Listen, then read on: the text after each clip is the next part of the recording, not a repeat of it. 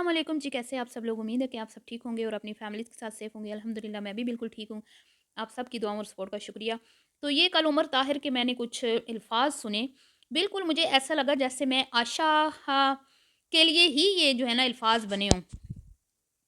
तो वो कहते हैं कि कभी भी किसी का ऑप्शन ना बने, किसी का ऑप्शन बनने से बेहतर है आप अकेले रह जाएँ। अगर आपको ये एहसास हो जाए कि किसी भी रिश्ते में आपको सिर्फ़ एक ऑप्शन के तौर पे लिया जा रहा है या यूज़ किया जा रहा है, या उस रिश्ते के अंदर सिर्फ़ और सिर्फ़ आप दूसरा इंतख़ाब हैं, पहला इंतख़ाब नहीं है, आप दूसरा इंतख़ाब हैं, तो फ़ौरन आप ना इस रिश्ते को छोड़ दें।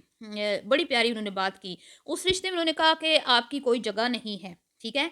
क्योंकि ज़िंदगी तकलीफ़ों, दुखों और अज़ियत देने वाले रिश्तों के लिए नहीं बनी है। आपको इसके लिए पैदा नहीं किया गया कि आप अज़ियतें बर्दाश्त करें। मोहब्बत वहाँ खूबसूरत लगती है जहाँ इज़्ज़त हो, तरजीह हो, एहसास हो, मतलब आपको तरजीह दी जाए, आपका एहसास किया जाए, आपकी मोहब्बत की जाए, और जहाँ बार-बार आपको साबित करना पड़े कि भई मैं आपके लिए कुछ हूँ, मैं आपके लिए कोई काबिल एहतराम शख्सियत हूँ, तो वहाँ से ना आप किनारा कर लें, अपने ऊपर ज़ुल्म ना करें, ठीक है? तो पर हमारी आशा जी को ये बात कहाँ समझ आती है कि जहाँ पे उनको बार-बार साबित करना पड़ता है कि आशा जी हैं और उनके बगैर आमना पीरनी जी का चैनल नहीं चल सकता। हाँ, वहाँ से वो किनारा करने को तैयार नहीं है, सिर्फ़ लोगों को दिखाने लगी। ये देखें ना, वो कहते हैं फिर आपको वहाँ पे अगर लोग ज़लील कर रहे हैं और वो आपको सिर्फ़ एक ऑप्शन के तौर पे ले रहे हैं, तो आप उनकी प्रायोरिटी नहीं है, तो आप उनकी तरजीहात में शामिल नहीं हैं, तो आप क्यों बार-बार ऐसे रिश्तों की तरफ जाते हैं? रिश्ते तो वही खूबसूरत होते हैं ना जहाँ आपको अपनाया जाए, आपसे मोहब्बत की जाए, आपको चाहा जाए, और आपके साथ रिश्ते निभाए जाएँ, आपको बर्दाश्त किया जाए, ना कि ना कि आपको और जहाँ पे आपको सुख, मतलब खुशी महसूस हो, आपकी रूह खुश हो, ना कि जहाँ पे आपको एक वहाँ पे आप जब उनके साथ हों, तो वो सेलिब्रेट करें कि एक बंदा हमारे साथ है, जिससे हम मोहब्बत करते हैं, प्यार करते हैं, जो हमारी ज़िंदगी में, हमारी लाइफ़ में एक अहमियत रखता है। ना कि वो आपको टॉलरेट कर रहे हों या आपसे उकता रहे हों, वो आपसे दूर भागने की कोशिश कर रहे हों। हैं? तो ऐसे रिश्तों का तो कोई फ़ायदा नहीं ना। तो जनाबे अली आशा की सिचुएशन में भी मुझे यही लगता है कि आशा जब फिरनी के साथ होती है, तो वो सिर्फ़ इसको जो है ना झेल रही होती है, बर्दाश्त कर रही होती है मजबूरन, और आशा को बार-बार ये फ़ील करवाना पड़ता है कि मेरे बगैर तुम लोग कुछ भी नहीं हो। और जब उन्हें वो बार-बार वो वक़्तन फ़ील करवाती है, और उसके बाद वो फिर इसको वीडियो में, या तो उसकी वीडियो में आके या अपनी वीडियो में उसको थोड़ा-सा झेल लेते हैं, ठीक है? तो यहाँ पे मुझे यही महसूस होता है कि आशा को झेला जाता है, चाहे वो मोमना की वीडियो हो, चाहे वो आमना पीरनी की वीडियो हो, तो इसको झेला जाता है, इसको बर्दाश्त किया जाता है मजबूरन। जो बात आशा जी को समझ नहीं आ रही, उमर ताहिर के ये जो अल्फाज हैं, शायद ये पढ़ के उन्हें कुछ थोड़ी बहुत अक्ल आ जाए। बहरहाल जी, कल जो मैंने वीडियो बनाई थी, जिसमें उन्होंने कहा था कि मेरे दुश्मनों को बहुत खुशी हुई है कि जो ना मैं वीडियो नहीं बना रही, तो देखे मैं आ गई हूँ, वापस आ गई हूँ, भागम भाग आमना के घर। और जब इंसान की ऊंची आवाज़ होती है ना, तो वो अंदर का डिप्रेशन, अंदर की जो उसकी एक कहते हैं ना, टूट फूट होती है, उसको छुपाने की कोशिश कर रहा होता है, अपने जज्बात को दबाने की कोशिश कर रहा होता है, अपनी फीलिंग्स को छुपाने की कोशिश कर रहा होता है, अपनी आवाज़ को ऊंचा करके। तो ऊंची आवाज़ करने से आप कभी भी ये साबित नहीं कर सकते कि आप बड़े हैप्पी हैं, आप बड़े खुश हैं, और एक्साइटमेंट शो करके भी आप कभी ये साबित नहीं कर पाते कि आप बहुत खुश हैं। और जब इंसान रूटीन से हट हट के एक्साइटेड होता है या खुश नज़र आने की कोशिश कर रहा होता है, तो वहाँ पे दाल में कुछ काला होता है। बहरहाल जी, तो इन्होंने कहा कि भाई मैं उसका नाम नहीं लूँगी, उसको फिर शाउट आउट मिल जाएगा। तो शाउट आउट तो फिर आप, ज़ाहिर बात है, आपने मुझे भी दिया था, पहले भी दिया था, और इस बार आपने कहा कि मैं नाम नहीं लूँगी, उसको शाउट आउट मिल जाएगा, वगैरह वगैरह। तो उसके ऊपर जब फिर मैंने रिएक्शन वीडियो बनाई, तो आशा जी कहती हैं कि मुझे रिएक्शन वालों से कोई प्रॉब्लम नहीं है। अच्छी बात है, बहुत अच्छी बात है, आपको होना भी नहीं चाहिए, क्योंकि हम सिर्फ़ आपके पब्लिक कंटेंट पे अपनी एक राय देते हैं। तो आप अगर हाइपर होंगी या आप एग्रेसिव होंगी, और एग्रेसिव हो के आप आके हमें जवाब देंगी, तो ये आपके लिए ही बुरी चीज़ है, हमारे लिए नहीं है। क्योंकि आप जब जवाब देंगी, तो हमारे कंटेंट में तो जान पड़ जाती है।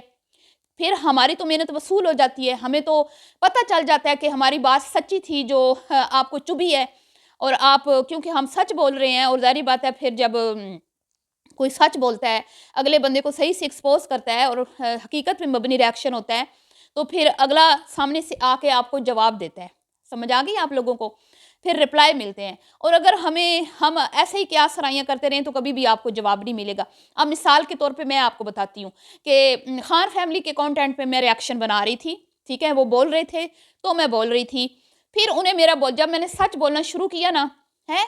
तो जब उनके बारे में मैंने सच बोलना शुरू किया, जब तक मैं मरियम के बारे में बोल रही थी, मैं उनको अच्छी लग रही थी। जब मैंने उनकी हकीकत आपके सामने रखी ना, तो फिर खान साहब के डेले बाहर आ गए। बड़े नाक वाली जो सरकार है ना, उनके डेले बाहर आए और उन्होंने मेरे पे अटैक किया, और उन्हें लगा कि शायद मैं अटैक करूँगा उन पे, तो उनको बुरा लगेगा, अलीज़ मदर को बुरा लगेगा, और क्योंकि मरियम का तो टॉपिक अब हमारा बंद हो गया है, तो उधर से तो हमारी दाल-रोटी चल नहीं रही।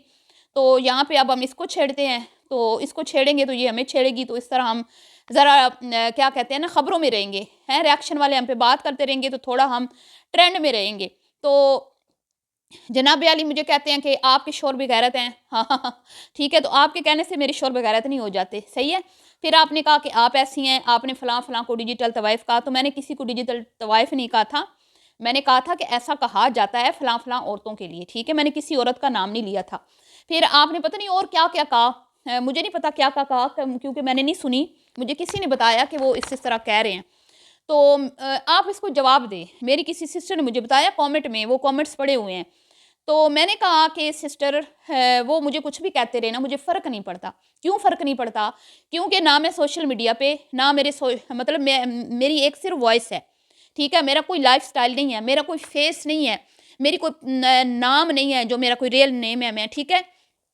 मेरी एक एक मैंने चैनल का नाम रखा, सिर्फ़ उससे मेरी एक पहचान है, हैं? ये कि बस मेरा चैनल ही मेरी पहचान है।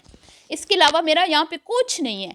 मैं कौन हूँ, कहाँ रहती हूँ, क्या करती हूँ, क्या खाती हूँ, क्या पीती हूँ, मेरा लाइफ़स्टाइल क्या है, तो ये सब कुछ, मेरे शौहर कैसे हैं, कैसे नहीं हैं, तो वो कुछ भी कहते रहें तो मुझे क्या फ़र्क पड़ता है?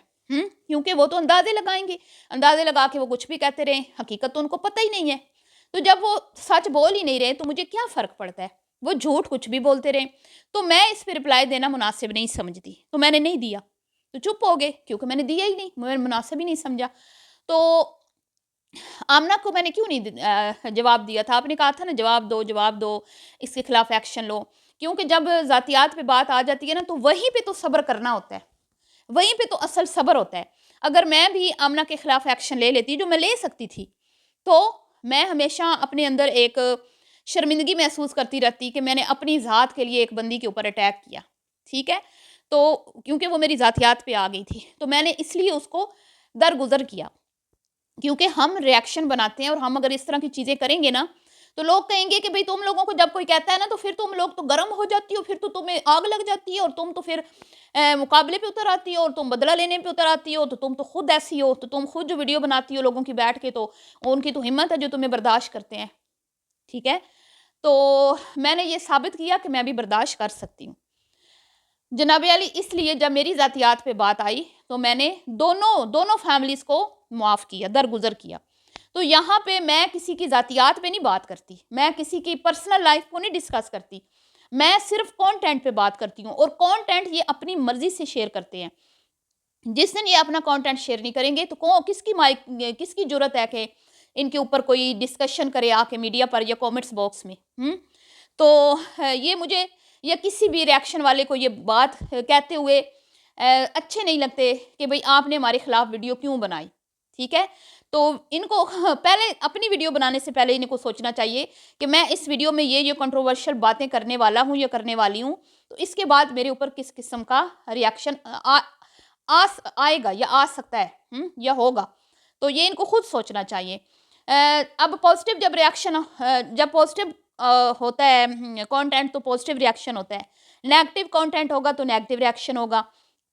हाँ, तो इनको ये बात समझ नहीं आती। बहरहाल आशा जी कहती हैं कि मेरा रिएक्शन वालों से कोई मसला नहीं है, चलिए अच्छी बात है, अगर आपको देर आए दुरुस्त आए, अगर आपको समझ आ गई बहुत अच्छी बात है।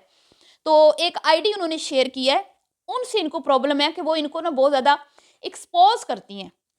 तो मेरे ख़्याल में आशा जी, ये जो आपको एक्सपोज़ करती हैं ना, इसमें उनका कोई कसूर नहीं है। इसमें कसूर आपका है, क्योंकि वो आपकी शुरू के दिन की फॉलोवर होंगी जो आपको पहले दिन से देख रही हैं और आपको वो बहुत अच्छे से जानती हैं, क्योंकि आप पिछले कई सालों से आपकी फैमिली सोशल मीडिया पे है और अपने कंटेंट के ज़रिए से आप लोगों के घरों में जाती हैं और लोग आपकी जो कहते हैं ना, वो पंजाबी में एक कहते हैं ना सड़ा, तुहाड़ियां सड़ा जान देने लोग। अभी मुझे देखें कितने लोगों ने लिंक्स भेजे कि आप फलानी वीडियो देखें, उमैर की फलानी देखें, आमना की वो देखें। तो जो इनको लोग जानते हैं ना, उनको बहुत गुस्सा आता है जब ये आके यहाँ पे झूठ बोलती हैं। अभी मैं आशा जी को बताती हूँ कि 5 साल पहले या 6 साल पहले आमना की एक वीडियो है लाइव विद आमना की, जिसमें लाइव विद आमना अपने ससुर भी उनके मौजूद हैं, फादर भी मौजूद हैं और इनका पुराना घर है जो पहला घर था, यानी कि इनके अबू के घर में आमना की शादी से पहले की वो वीडियो है, जिसमें वो अपने अबू का 75वां 75 बर्थडे सेलिब्रेट कर रही हैं 6 साल पहले।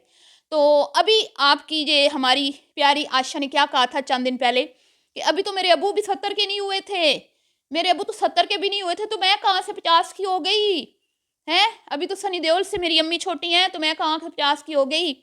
तो आप चूज़ों की सब की मैंने ना डेट ऑफ बर्थ निकाल ली हुई है और आप ही की वीडियोज़ से निकाल ली हुई है। तो जनाब अली, ये इतने बड़े-बड़े आप झूठ जब बोल जाती हैं, तो क्या लोग पागल हैं? फिर आको आके आपको एक्सपोज़ नहीं करेंगे? तो बीबी, इसमें आपका कसूर है, उनका नहीं कसूर जो आपके बारे में बात कर रही है, वो तो सच बात कर रही है, वो झूठ नहीं बोल रही। या तो आप झूठ बोलना छोड़ दें, ठीक है? या फिर आप इतराज़ करना छोड़ दें कि फ़लाँ जो है हमारे बारे में हेट कमेंट्स कर रहा है, तो ये तो गलत बात है ना फिर। बहरहाल जी, ये था आज का रिएक्शन वीडियो। अगर आपको पसंद आई हो तो लाइक शेयर कर दीजिएगा, दुआओं में याद रखिएगा। मिलती हूँ नेक्स्ट वीडियो में। अभी के लिए इतना ही, अल्लाह हाफ़िज़।